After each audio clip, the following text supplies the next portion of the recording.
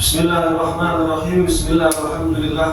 Wassalatu wassalamu ala Rasulillah Sayyidina Muhammad bin Abdillah wa ala alihi wa sahbihi wa man tabi'ahu la hawla wa la quwwata illa billah. Rabbi shrah li sadri wa yassir li amri wahlul 'uqdatam min lisani yafqahu qawli. Amin ya rabbal alamin. Alhamdulillah, kita lanjutkan pembahasan qasidah burdah. Kemarin kita sudah bahas 4 bait, mulai amin dadab kuriji rabin bidi karami mazat dadam anjara min buklatin bidami. Sekarang masuk ke laulal hawa lam turik dam'an ala qalalin wala aridta li dzikril bani wal alami. Fakaifa tunkiru hubban ba'dama syahidat bihi alaika udul damri wassaqami. Bismillahirrahmanirrahim. Laulal hawa,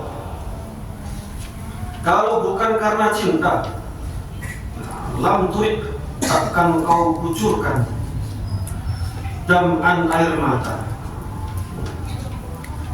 Kalau bukan karena cinta, kau enggak akan mengucurkan air mata. Kemarin kita sudah bahas bahwa Imam Busiri membuka qasidahnya ini bukan langsung memuji Rasulullah, tapi menceritakan tentang keadaan beliau yang sedang kasmaran, yang sedang dirindu cinta, yang sedang dirindu sedalam-dalamnya hingga sangat menderita. Bahkan dalam bait-bait awal beliau mengatakan amin tadzakuri jiramin binisami mazat tadam anjaro min muklatin bidani. Beliau berkata pada diri beliau sendiri. Ini gaya bahasa tajrid atau gaya sastra di mana penyair mengungkapkan kata-kata berbicara pada dirinya sendiri seolah-olah berkata pada orang lain. Mazat tadam anjaro min muklatin bidani. Bagaimana mungkin kau bisa menangis dengan pilunya hingga kau padukan air mata dengan darah yang mengalir. Menangis sampai air matanya bercampur dengan darah. Masuk ke bait yang kita bahas saat ini, laulal hawa lam turid dam'an ala qalalin. Bait kelima. Laulal hawa, kalau bukan karena cinta, lam turid, tidak akan kau kucurkan dam'an air mata ala qalalin, hanya gara-gara puing-puing rumah atau reruntuhan rumah. Wala aridta, dan tidak akan membuatmu insomnia, tidak akan membuatmu tidak bisa tidur semalaman. Li dzikril bani, karena teringat pohon alban wal alami, dan gunung alam. Jadi ceritanya sini memakai kata ala qalalin. Kalau bukan karena cinta, lam turid dam'an ala qalalin, gak mungkin kamu bisa menangis sejadi-jadinya hingga mengeluarkan air mata campur darah. Hanya gara-gara ala qalalin, hanya gara-gara puing-puing reruntuhan rumah. Melihat reruntuhan rumah saja, reruntuhan bangunan, ini bisa nangis sejadi-jadinya. Ini bukan karena apa, Pak? Pasti karena cinta, pasti karena kasmaran. Kata-kata qalalin itu kalau dalam sastra Arab itu biasa dipakai buat idiom kerinduan, buat kata-kata rindu, puing-puing bangunan atau reruntuhan bangunan. Makanya ada lagu judulnya Al-Atlal, jamaknya tolal, artinya puing-puing bangunan, puing-puing reruntuhan. Al-Atlal lagu yang sangat terkenal sekali, dinyanyikan sama Ummu Kulthum. Hal ra'al hubbus sukara al-aqlan. Itu kisahnya sangat mengenaskan sekali. Jadi ini singkat cerita, tidak apa-apa ya, singkat cerita panjang gak apa-apa. Waktunya masih panjang. Qalalin artinya puing-puing bangunan, jamaknya aqlan, hingga sampai menjadi judul lagunya Ummu Kulthum, judulnya Aqlan, Hal ra'al hubbus sukara. Ini ceritanya sangat mengenaskan sekali. Jadi ada seorang sepasang kekasih, laki-laki dan perempuan kekasih. Kemudian si laki-laki ini orang Mesir, kemudian lulus SMA, dapat beasiswa kedokteran di Jerman. Ada yang mengatakan ini namanya Ibrahim Naji, pengarang lirik-lirik itu sendiri. Nah, ketika sudah dapat beasiswa 5 tahun di Jerman, tuntas lulus fakultas kedokteran, pulang-pulang ternyata kekasihnya sudah nikah sama orang lain. Sangat menyakitkan sekali. Dulu nggak ada Instagram, kalau dulu bisa stalking, ternyata pulang-pulang 5 tahun sudah nikah sama orang lain. Akhirnya setelah depresi, sakit hati, sudah linglung, nangis sampai air mata campur darah. Hingga akhirnya apa? Hingga akhirnya dia berhijrah. Kenapa dia memilih hijrah? Karena dia tidak betah lagi hidup di kota itu sendiri. Di kota kelahirannya sendiri dia nggak betah. Lihat pohon, ingat kekasihnya. Melihat stasiun, ingat kekasihnya. Makanya diangkat sama lagu siapa? Didi Kempot. Stasiun balapan, tahu nggak? Apa kota Solo? Jadi kenangan, kue kalau sama, mirip-mirip. Jadi ketika kota kelahirannya sendiri memutar nostalgia, kenangan-kenangan bersama kekasihnya, akhirnya nggak betah, dia hijrah ke pedesaan yang sangat pelosok sekali. Pengen menenangkan diri, karena dia di situ sakit-sakitan, saking sakit hatinya. Sudah berhari-hari, berbulan-bulan, sampai hampir setahun hidup di pedesaan itu, di pelosok. Tiba-tiba di tengah malam, jam 12-an malam, karena beliau ini dokter satu-satunya di pelosok, tiba-tiba jam 12 malam ada orang yang dok, tolong, dokter, ada ibu-ibu yang sedang melahirkan. Satu-satunya dokter di kampung ini ada jadikan semua, jadikan saja, nggak ada yang lain.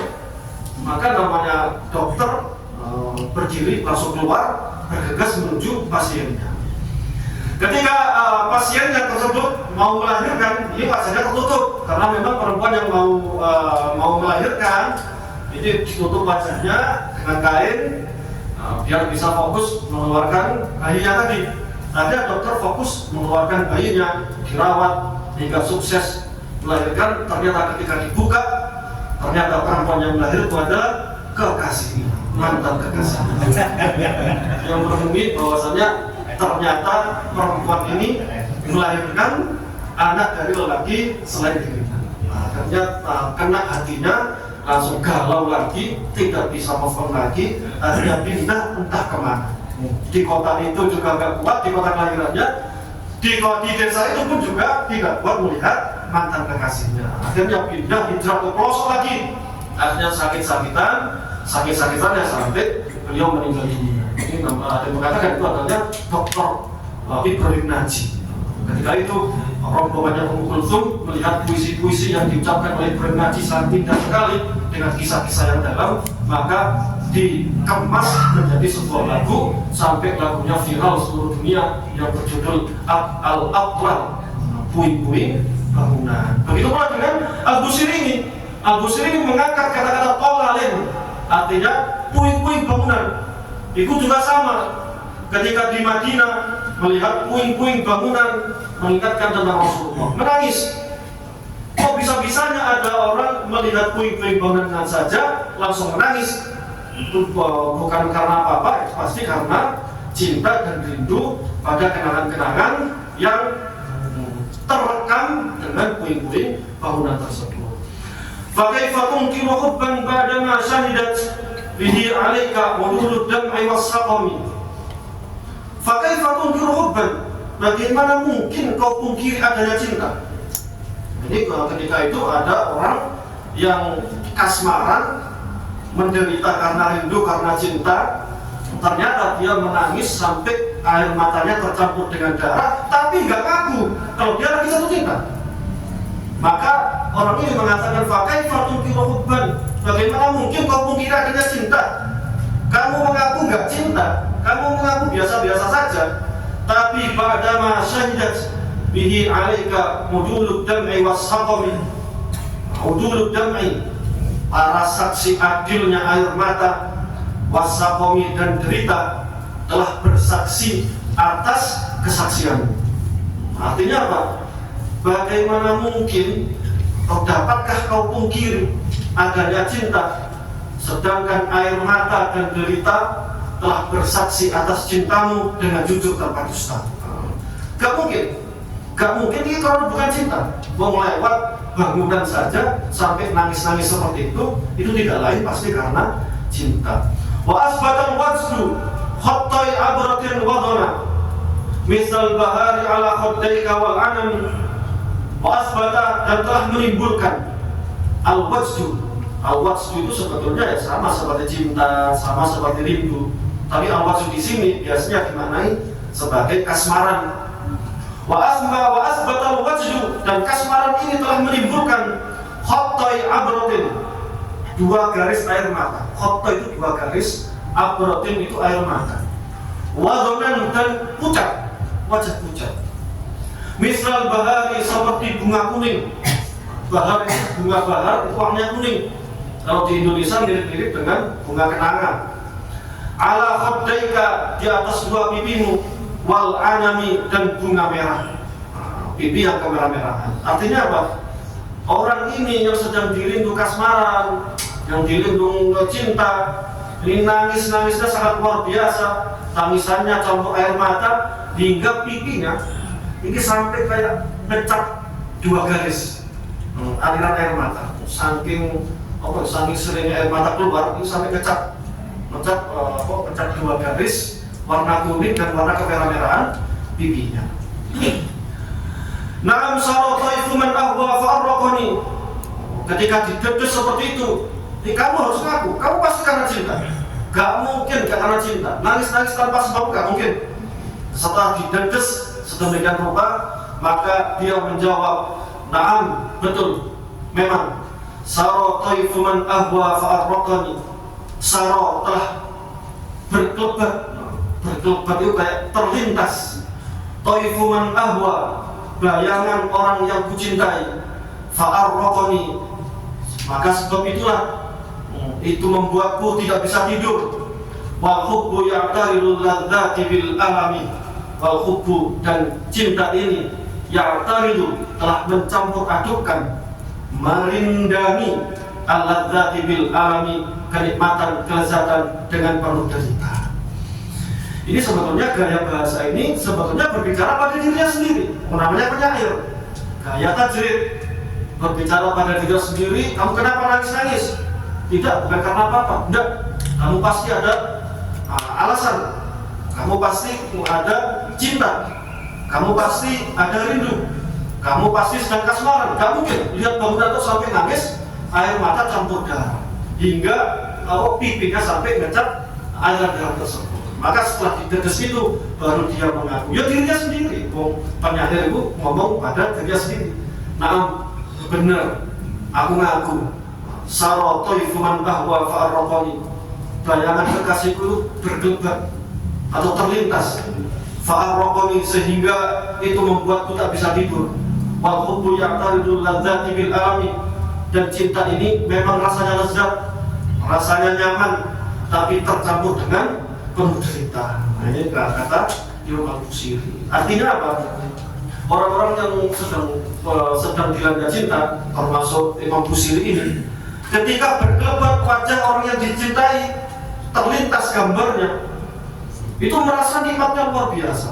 Saking nikmatnya luar biasa, dia sampai gak bisa tidur. Saking rindunya, dia sampai nangis, penuh derita. Tapi kalau ditanyain, kamu menderita? Iya, saya menderita. Kenapa kamu menderita? Saya karena rindu. Paling gara-gara kamu terbaik-baik kekasihmu. Bagaimana kamu kalau doa biar kamu tidak terbaik-baik kekasih lagi? Oh enggak, saya malah lebih nyaman berkelebat bayangan kekasihku. Saya lebih nyaman ketika kekasihku tampak di hadapanku terus, meskipun aku tidak bisa tidur, meskipun aku nangis sampai keluar darah, meskipun aku buta sekalipun. Itu kata seorang pencinta. Ini cita-cita seperti ini. Kalau bed dari awal sampai ke 8 ini tidak diberitahu kalau ini tentang Rasulullah, ini bisa diarahkan ke arah yang lain. Karena urusan cinta dan rindu ini sebetulnya sama saja. akibat-akibatnya, konsekuensinya.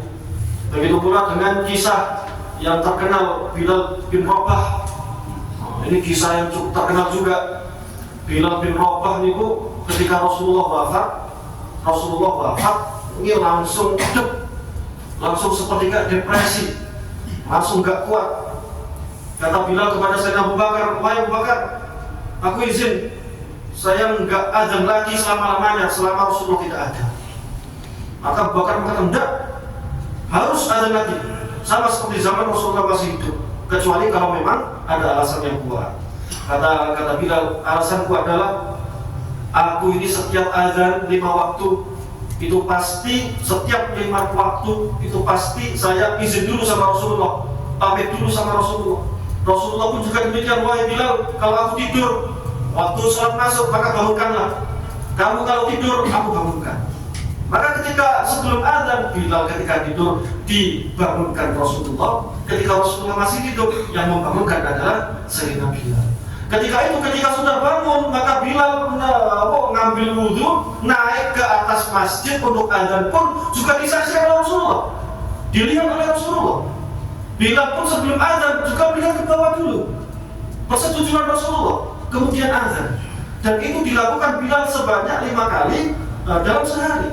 Dan itu terus-terusan ketika tidak ada Rasulullah sama sekali, maka Bilal sama sekali tidak kuat menahan kerinduan itu. Maka izin, wahai Abu Bakar, aku tidak kuat hidup di Madinah selama Rasulullah tidak ada. Saking gak kuatnya, maka Sayyidina Bilal hijrah ke tanah Syam, sekitar 1.500 km dari Madinah ke tanah Syam. Tanah Syam kalau sekarang itu sekitar Damaskus atau Suriah.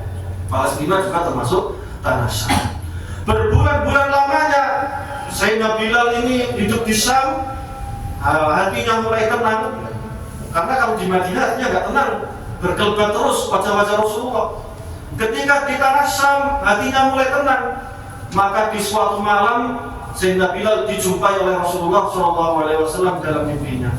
Rasulullah berkata, ya Bilal, ma hadzal jafa, lima lam tazurni. Ya Bilal, ma hadzal jafa. Ma hadzal jafa artinya alangkah jafanya hubungan kita ini. Jafa itu kayak renggang. Orang yang sudah cinta ke antara dua kekasih, kemudian ada renggang, ada hubungan garing, itu namanya jafa. Tapi Jafa itu bahasa yang sangat indah sekali. Saya sampai sekarang itu sampai bingung diterjemahkan ke bahasa Indonesia itu apa. Soalnya tidak ada sepanjang pengetahuan saya ada kosakata yang bisa mewakili kata-kata Jafa. Jafa itu bahasa sangat indah, menunjukkan betapa orang pecinta dengan kekasihnya itu ada kayak hubungannya itu kayak mulai renggang, kayak mulai kurang berkomunikasi lagi. Ya Bilal, ma hadzal Jafa, ya Bilal, alangkah jafanya, alangkah renggangnya hubungan kita ini. 5 lam tazurni, kenapa kamu gak berkenan berpenziarahiku? Maka satu juga Bilal terbangun dari tidurnya, langsung nangis histeris ketakutan, sangat ketakutan. Nah, istrinya datang menenangkan, wahai suamiku, kamu kenapa? Aku tidak pernah merasakan takut sedahsyat ini seumur hidup. Kenapa kamu takut?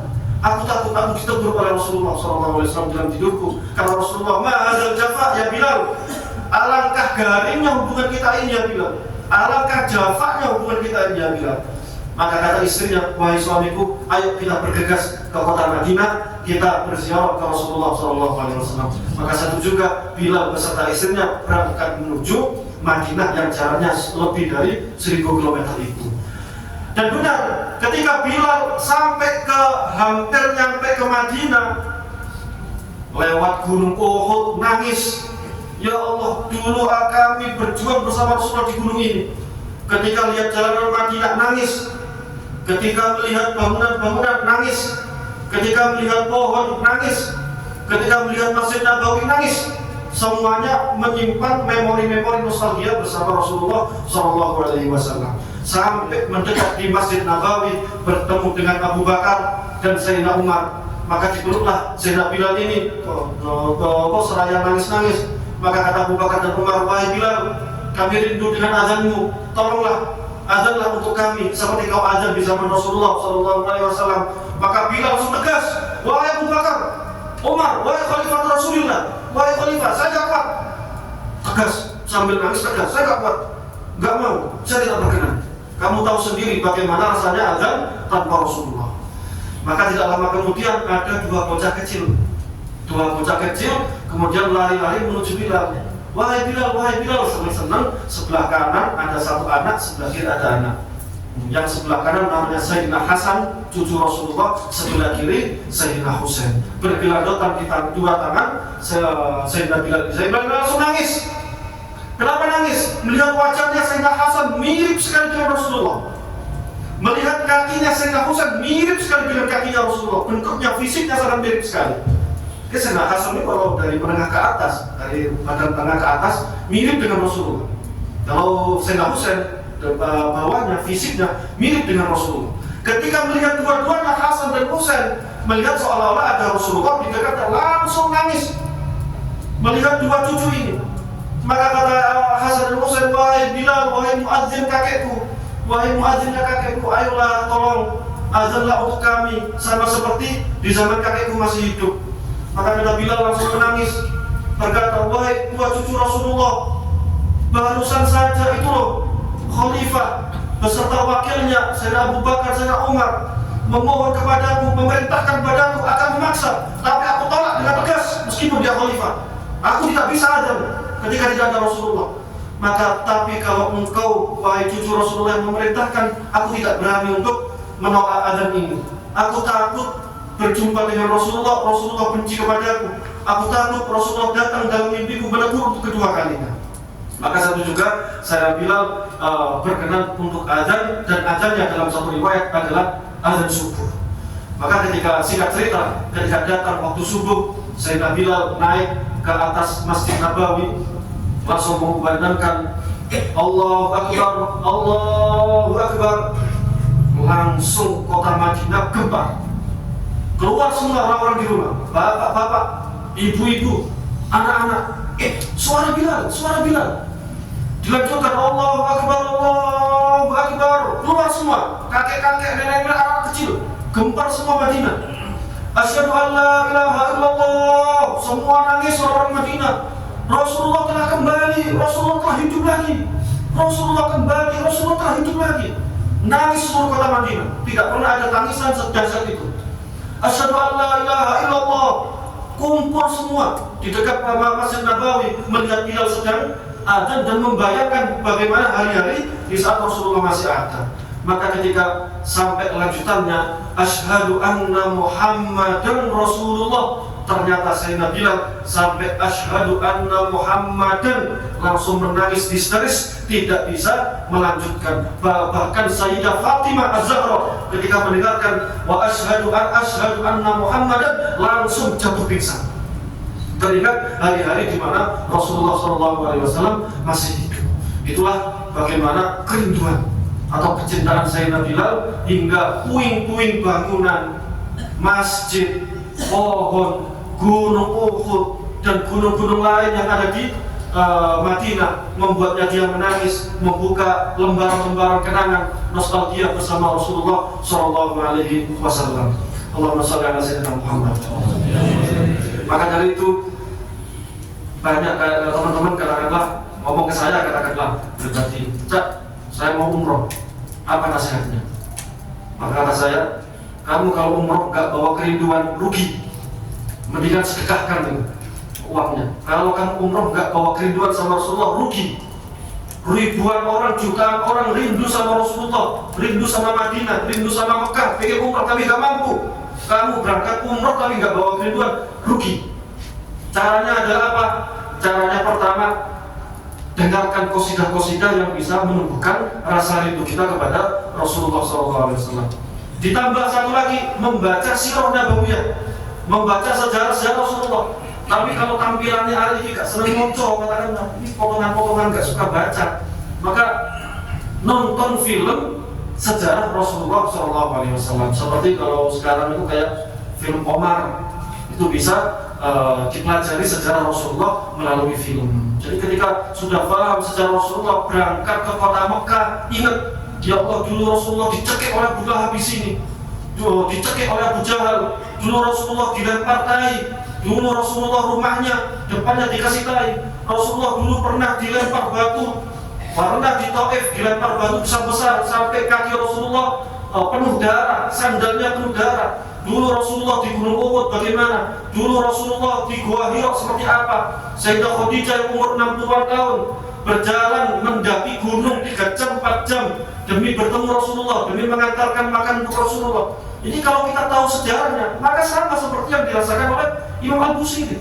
Melihat puing-puing ingat Rasulullah, melihat bahkan di awal-awal angin saja yang datang dari arah Madinah membuat dia menangis. Angin, kilat saja, petir, kalau ada arah dari arah Madinah langsung menangis. Air mata campur darah. Ini saking rindunya kepada Rasulullah Shallallahu Alaihi Wasallam. Cukup sekian. Semoga kita semua diberikan rasa rindu kita kepada Rasulullah Shallallahu Alaihi Wasallam, karena dikatakan bahwasanya barang siapa yang rindu kepada Rasulullah Shallallahu Alaihi Wasallam, maka Rasulullah jauh lebih rindu kepada dirinya, lebih besar rindunya kepada dirinya dibanding rindunya kepada Rasulullah Shallallahu Alaihi Wasallam. Cukup sekian, kita lanjutkan nanti baca Sahih Bukhari. Assalamualaikum warahmatullahi wabarakatuh.